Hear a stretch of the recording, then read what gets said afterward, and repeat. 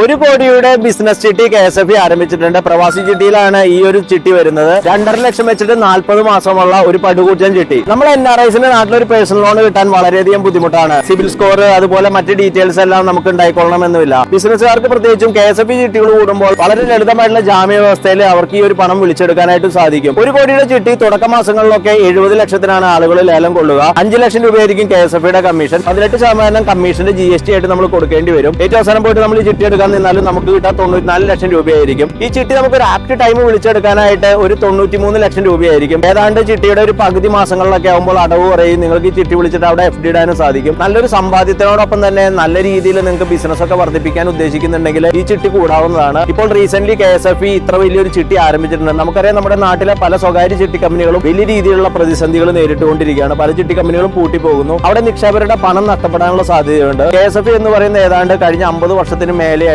സർക്കാരിന്റെ ഉടമസ്ഥയിലുള്ള ഒരു സ്ഥാപനമാണ്. നിങ്ങൾക്ക് ഇത്തരത്തിലുള്ള വലിയ ബിസിനസ് ചിട്ടികളൊക്കെ അവിടെ വിശ്വസിച്ച് തരാം. അതുപോലെ തന്നെ ജാമ്യവ്യവസ്ഥകളായിട്ട് നിങ്ങളുടെ വീടോ ഭൂമിയോ അതുപോലെ തന്നെ ഗോൾഡോ നിങ്ങൾക്ക് ഫിക്സഡ് ഡെപ്പോസിറ്റ് ഉണ്ടെങ്കിൽ അതിന്റെ ലീൻ നോട്ടൊക്കെ കൊടുത്തുകൊണ്ട് KSFEയിൽ നിന്ന് ഈ തുക പിൻവലിക്കാവുന്നതാണ്. KSFE ചിട്ടികളിലെ എല്ലാവർക്കും അറിയുന്ന പോലെ തന്നെ നമ്മൾ പലിശ കൊടുക്കേണ്ടതില്ല. അപ്പൊ KSFEയുടെ ഈ പ്രവാസി ചിട്ടിയിൽ ജോയിൻ ആവാനായിട്ട് മറ്റു ഡീറ്റെയിൽസ് ഒക്കെ ഞാനിവിടെ കൊടുക്കുന്നുണ്ട്. ബിസിനസ്സുകാർക്ക് നല്ലൊരു അവസരമാണ് ഈ ഒരു KSFE പ്രവാസി ചിട്ടി മൂലം വന്നിരിക്കുന്നത്. Okay bro, thanks.